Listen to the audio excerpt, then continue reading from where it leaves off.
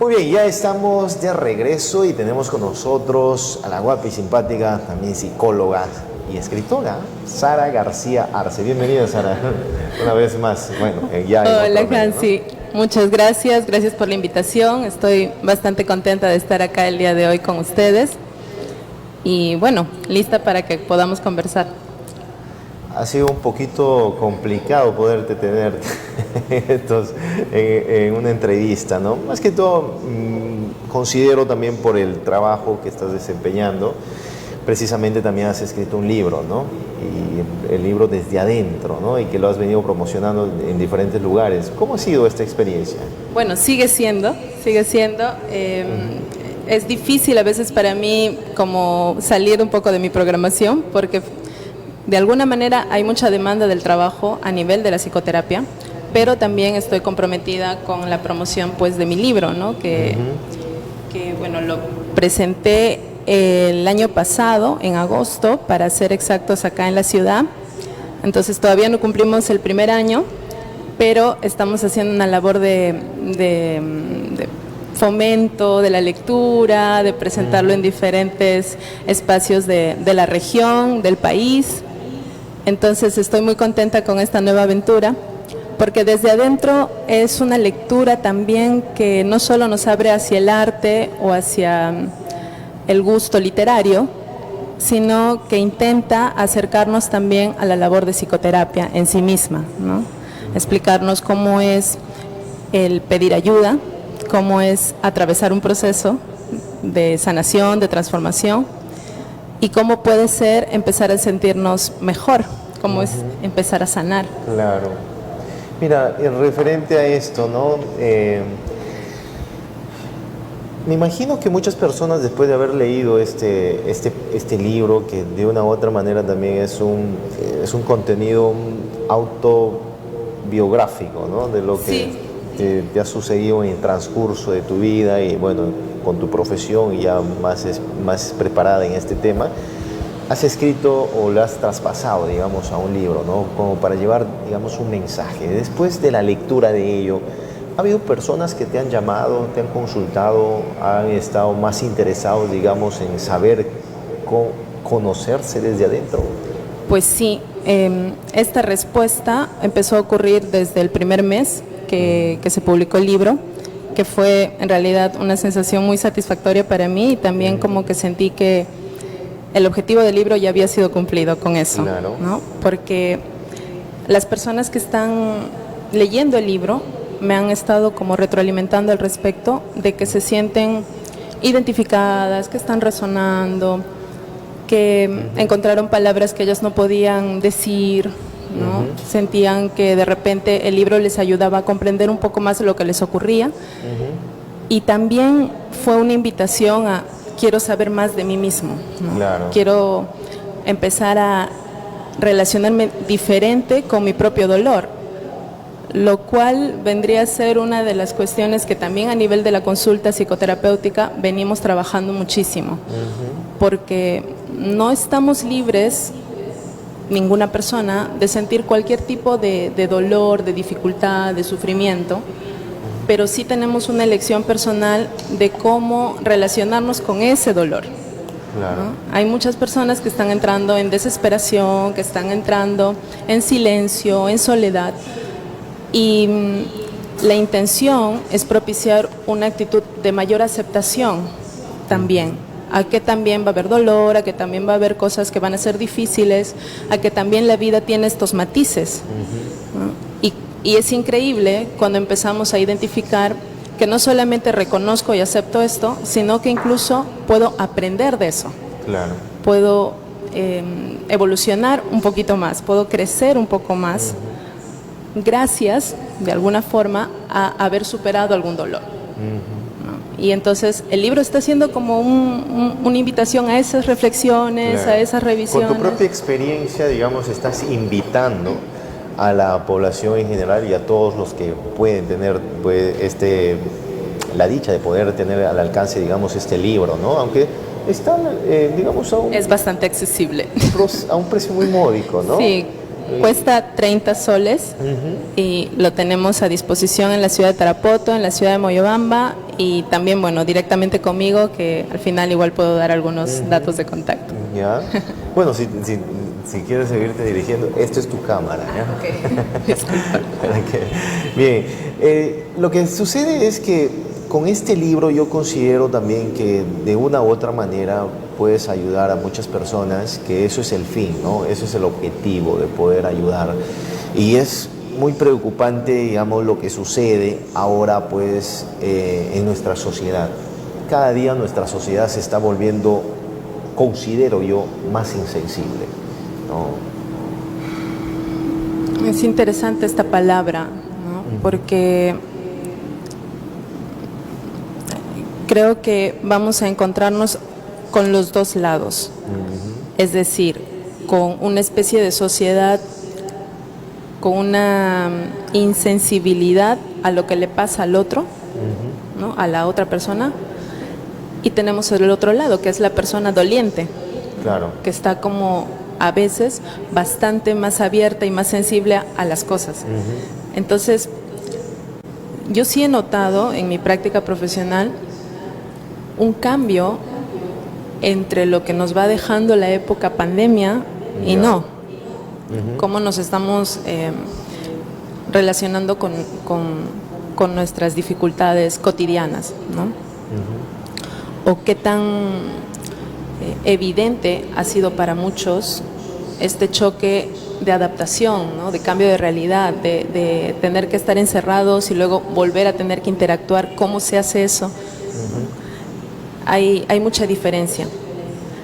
Y en esta parte que hablamos de del otro lado, de ser más sensible, ¿no? De que hay cosas que me están doliendo mucho, que me siento como a flor de piel, también empezamos a identificar que nos encontramos con personas que no toleran en lo absoluto la frustración, el dolor, el pasarla mal, ¿no? El fracaso, entre otras cosas. Entonces, también es necesario hacer un entrenamiento en eso, porque la vida tiene eso. Claro. ¿No? La vida tiene diferentes matices. Exacto. ¿No? Y hay que saberlo afrontar de acuerdo a las circunstancias que uno va pasando, ¿no? Porque no todo es color de rosas, como dicen, ¿no? Hay un momento también de sufrimiento, hay un momento, pues, de dolor, hay un momento de alegría, hay un momento de gozo, ¿no? Para cada época o para cada circunstancia hay un momento, ¿no? Pero hay muchas personas que no saben afrontar esta situación, ¿no? Y nosotros hemos considerado y se consideraba que muchas personas iban a, digamos, a transformarse en cierto modo después de la pandemia, ¿no? Como que, bueno, la pandemia nos ha traído una lección, ¿no? Se decía de esa manera, ¿no? Ha traído una lección y nos ha dado duro, ¿no? Entonces ahora vamos a ser mucho más sensibles, ¿no? Pero sin embargo, ya pasó la pandemia y ahora nos volvemos nuevamente a nuestra realidad y caemos nuevamente en la misma situación donde prácticamente nos estamos volviendo, como vuelvo a indicar, una sociedad mucho más indiferente, porque yo tengo, digamos, un cierto concepto, un cierto, digamos, perspectiva referente a ello, ¿no? Considero también que podría ser parte de esto la tecnología, como que hay una vida virtual y hay una vida real, ¿no? Y como que en la vida virtual mucha gente se pone una máscara, mucha gente se pone, digamos, una fantachada, ¿no? Vive una fantachada, pero sin embargo en la realidad es otra, ¿no? Y es como que vivimos paralelamente en dos realidades. ¿Podría ser eso también que digamos, ha transformado nuestra forma de ser? Es que nos ha traído muchos cambios en diferentes niveles, ¿no? Y esto que mencionas es sumamente importante, ¿no? ¿Cómo es que existe una realidad virtual y una realidad concreta, ¿no? Tangible? ¿Qué tanto nos estamos aislando de relaciones reales, ¿no? Y cuánto esto ha tenido que ser interpersonales, ¿no? En la realidad, ¿no? Que de pronto, por ejemplo, en los más pequeños, en los jóvenes, en los adolescentes también, qué crucial ha sido este momento en el que se tuvo que detener esta interacción social real y tener que reforzar cómo nos interactuamos a nivel del mundo virtual, ¿no? Y como bien lo dices, o sea, de pronto hemos trabajado mucho en qué imagen doy hacia afuera, ¿no? Qué imagen estoy publicando, qué imagen comparto, etcétera, ¿no? Sin embargo, he perdido o no he desarrollado nunca mi capacidad de relacionarme con la gente, ¿no? O sea, de pronto sostener la mirada, poder hablar, poder percatarme qué está sintiendo la otra persona, ¿no? Si está pasando por un momento incómodo o no, ¿no? Entonces, es cierto que nos ha robotizado un poco. Exacto, y como que estamos viviendo más el tema de que me cuelgo una foto, me cuelgo un video, ¿no? De broma y cuántos likes voy a tener, ¿no? Estoy más preocupado en eso que estar preocupado, digamos, cómo está mi relación, digamos, con mis compañeros de trabajo, con mis compañeros de estudios, aún con mi familia, con mis hijos, ¿no? Entonces, es una realidad ficticia, ¿no? Lo que prácticamente estamos viviendo, y considero que por ahí también va el tema, ¿no? De no saber balancear estas dos realidades, porque son dos realidades. Claro, es una virtual y es una concreta, como acabas de mencionar, ¿no? Porque precisamente hablo de esto, porque la juventud de ahora, ¿no? Prácticamente más vive en la realidad virtual que en la realidad concreta. Y como que eso ha convertido, digamos, en cierta manera, a personas mucho más insensibles. Hace una semana atrás, lamentablemente, un jovencito perdió la vida o tomó la fatal decisión, ¿no? De quitarse la vida. En la ciudad de Moyobamba también pasó lo mismo, ¿no? Entonces, se van escuchando más continuo estos sucesos, ¿no? Que no deberían ocurrir, que se debería de trabajar mucho más en este aspecto, pero sin embargo es como que estamos perdiendo poco a poco la batalla en este sentido, ¿no? Entonces, lo que a mí me ha preocupado mucho es justamente de que nos llegue información de que este joven no tuvo, digamos, el apoyo o la empatía de parte de sus compañeros, porque este chico no soportó, digamos, un momento de fracaso, un momento de que se mofe, ¿no? Porque de mí se han mofado muchas veces, ¿no? Me imagino que también de ti, ¿no? En un momento. Pero es como que nos hemos formado y hemos dicho, no, también tenemos correa ancha, ¿no? Así como también hacemos broma, también, bueno, recibimos, ¿no? Pero hay personas que no. Entonces, esto, al parecer, fue el detonante de todo ello, y que tomó la fatal decisión de quitarse la vida. Esta última palabra que has usado me parece importante, porque definitivamente cuando estamos ante casos de intentos de suicidio o de suicidio, ¿no? o crisis mayores, no vamos a hablar como un causal el último evento, ¿no? El último evento de alguna forma lo detonó, ¿no? Pero para que llegue a ese nivel es muy probable que esto venía siendo acumulado, venía siendo como pasado por alto, ¿no? Señales de alerta que no se tuvieron en cuenta, y que no nos queda de otra que intentar trabajar hacia allá, ¿no? Porque cuando ya no está la persona, ya no hay vuelta atrás. Pero ¿qué estamos haciendo a nivel social también para estar atentos a mirar más allá de nosotros mismos, ¿no? Y como hablas, está bien, este asunto de la insensibilidad, de la indiferencia, del ataque posiblemente algunas veces, ¿no? Pero también siempre preguntarnos qué está pasando, ¿no? ¿Qué está pasando en esos momentos de soledad, en esos momentos oscuras? ¿Qué está pasando en el sentir de esta persona? Sara, ¿qué tal si nos vamos a una pequeñísima pausa comercial y regresamos con más con este tema, porque es un tema muy importante y que debería importarnos a todos, porque deberíamos ser personas mucho más empáticas, ¿no? Mucho más personas que puedan identificarse, digamos, con el problema que está pasando a la otra persona, porque según lo que tengo entendido, que este chico llamó a su padre un día antes de lo que sucede, de lo que va a suceder, y le dijo: papá, me siento mal, tengo un problema, pero no fue atendido. Regresamos con eso después de esta pequeña pausa. Muy bien, ya estamos de regreso. Una vez más, Sara, precisamente estábamos hablando de este tema antes de llegar a la pausa, ¿no? Acerca de las personas que sufren de depresión y muchas veces no podemos ni siquiera saber qué es lo que le está pasando. Muchos padres de familia dicen: ¿pero qué le pasa a mi hijo? ¿Por qué ha cambiado de ánimo? ¿Qué es lo que le está sucediendo? O seguramente es parte de de la naturaleza, de parte de su proceso, ¿no? Está en la adolescencia, dice, ¿no? Está en la adolescencia y como es adolescente, pues adolece también pues, de muchas cosas, ¿no? Pero, sin embargo, hay muchos chicos y chicas que entran en un cuadro depresivo. Y precisamente estábamos hablando en la pausa comercial que muchas veces confundimos un momento de pena, un momento de tristeza con lo que es en sí la enfermedad de la depresión. Sí, actualmente es cierto que el término se está utilizando como a veces sin un apropiado diagnóstico ni evaluación, ¿no? Solamente decimos, bueno, ando medio depre, ¿no? Sale dentro de la jerga adolescente juvenil. Claro. Hasta con hashtag depre. Claro. ¿No? Y tenemos que ser cuidadosos, ¿no? Cuando hablamos de depresión, estamos hablando de una enfermedad que incapacita la vida. Ya. ¿Sí? No nos permite funcionar apropiadamente. No solo estamos hablando de sentirnos tristes o melancólicos. Hay muchos más síntomas, hay muchos más signos que tenemos que tener en cuenta, ¿no? Y que posiblemente podrían ayudarnos a aclarar algunas señales de alerta. ¿Cuáles podrían ser esas señales de alerta? Bueno, generalmente va a estar marcado por una profunda tristeza, profunda melancolía, profundo bajón de energía, pero tenemos que tener en cuenta algunos tiempos.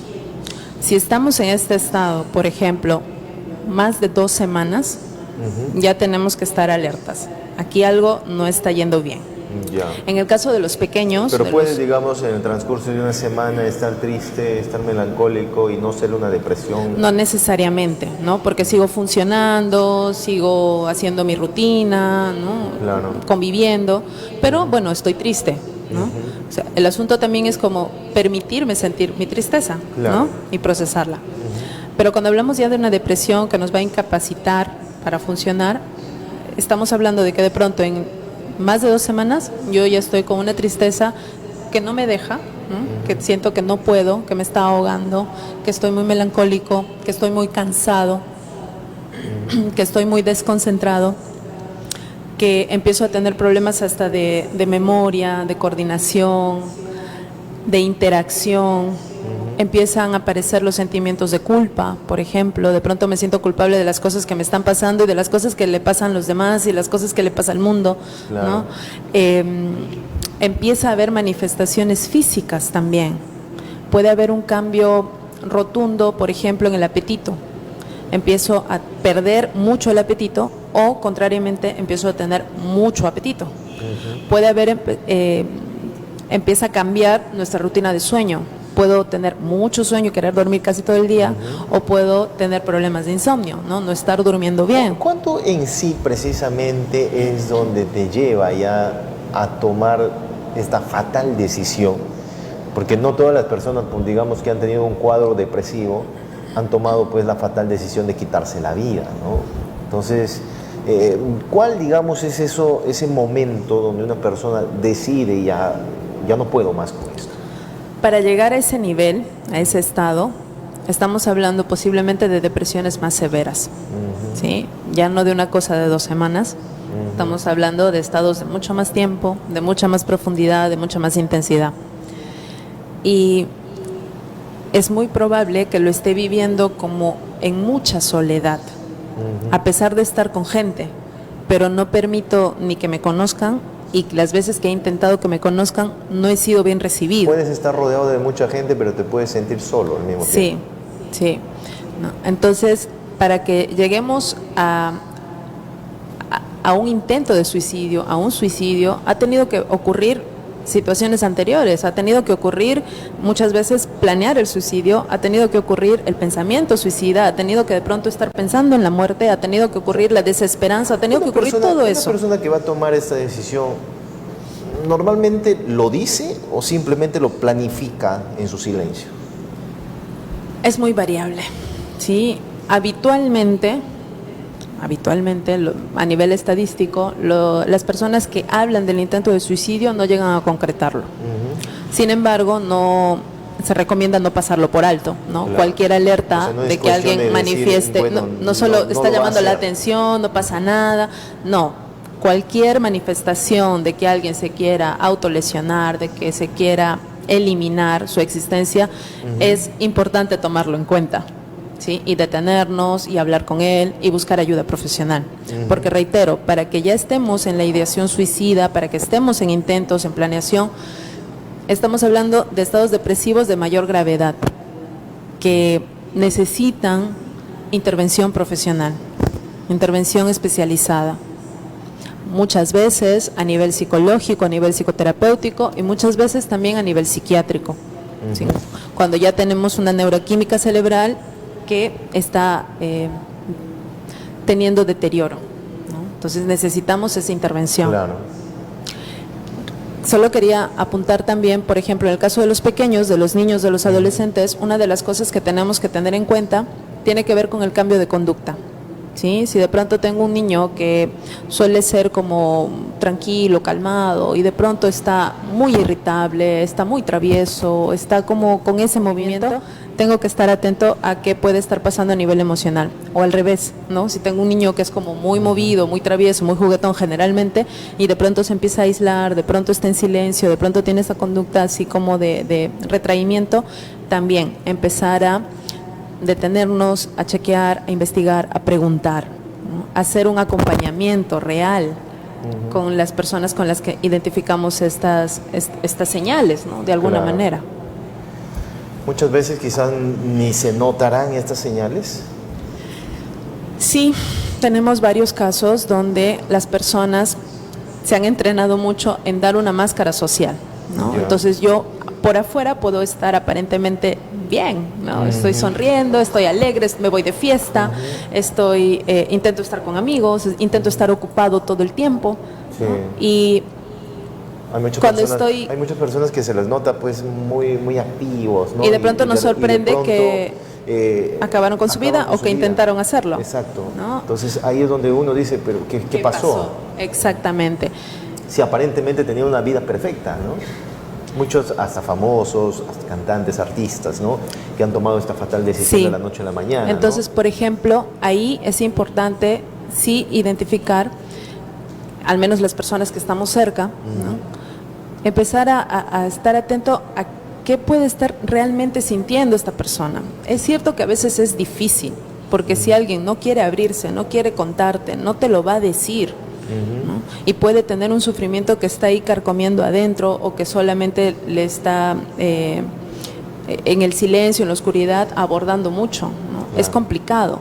Por eso, por ejemplo, en el caso de adultos, ¿no? O de adolescentes en adelante, hay que hacer una invitación mucho a la toma de conciencia personal, ¿no? De saber reconocer que sí tengo un problema, que esto está raro en mí, que es raro que yo siga tan pesimista tanto tiempo, que no tenga ganas de levantarme de la cama, es raro que me cueste tanto, que esté sufriendo y busque ayuda. Porque hay que trabajar también en eso, en tratar de ser más auténticos con uno mismo. Cuando un padre detecte, digamos, estos síntomas, precisamente de lo que estamos hablando, ¿qué es lo que debería hacer? Lo ideal, no solamente un padre, ¿no? Bueno, puede estar escuchando un joven, un adulto, Claro, ¿no? Si de pronto estamos conociendo a alguien que, oye, estas cosas que están diciendo parece que esto está pasando con esta persona, o incluso me está pasando a mí, ¿no? Lo primero es buscar ayuda profesional. ¿Sí? Y ahí estamos hablando de psicólogos, de psiquiatras, de trabajadores en salud mental, de preferencia. Entonces, todos los centros de salud tienen que contar con un psicólogo y estar cerca a donde estamos. Por ley, todos los colegios deberían tener un psicólogo al menos. Eso todavía no está ocurriendo y esperemos que empiece a ocurrir. Esperemos que esto ¿no? cambie, ¿no? Sí, y que en realidad se tomen medidas pues de urgencia en el tema, ¿sí? Porque también es cierto que está subiendo a nivel adolescente sobre todo las autoagresiones, ¿no? Donde los adolescentes están infligiendo dolor como parte de la manera hasta de sobrellevar aparentemente sus dificultades, su sufrimiento, ¿no? Entonces empezar a buscar ayuda profesional es algo que es importante hacer. Lo segundo que podemos hacer siempre es intentar acercarnos al doliente, al que está sufriendo, al que está sintiendo el dolor.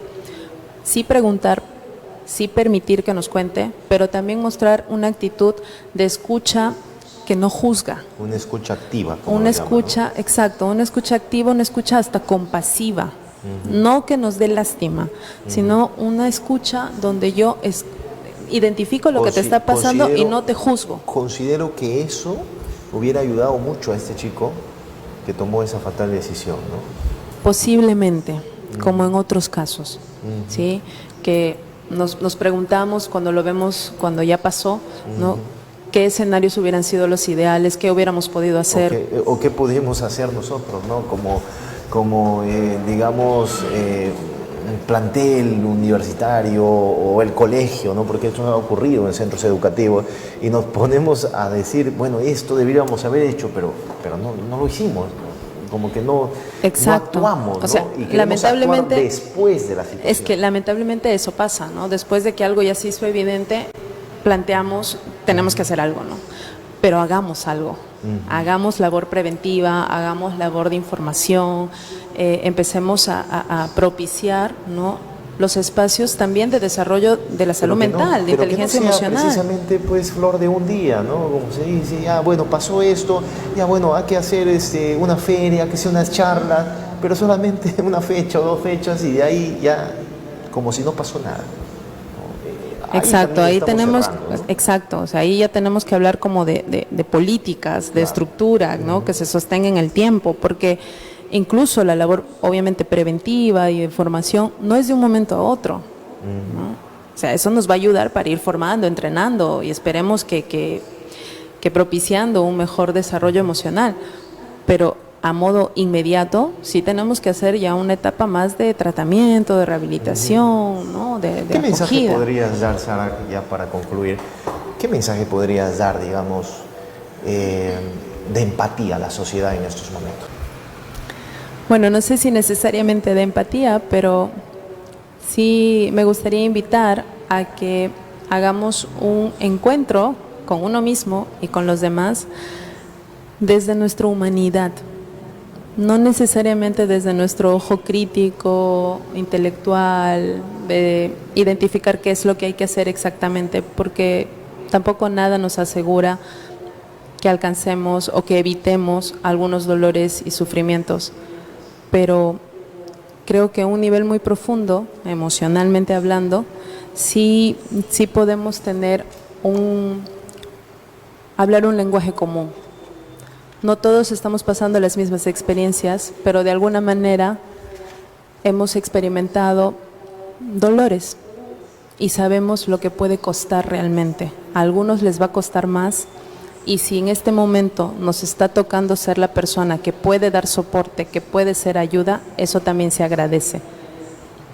Nos toca a nosotros cuidarnos. Muchas gracias, Sara. De verdad, muchas gracias por haber estado con nosotros. Y bueno, y también puede adquirir su libro, ¿eh? Aquí está, Desde Adentro, Sara García Arce, psicoterapeuta, una joven psicóloga que está pues dando sus servicios, ¿no? Si te pueden contactar, ¿a qué número? Sí, por favor.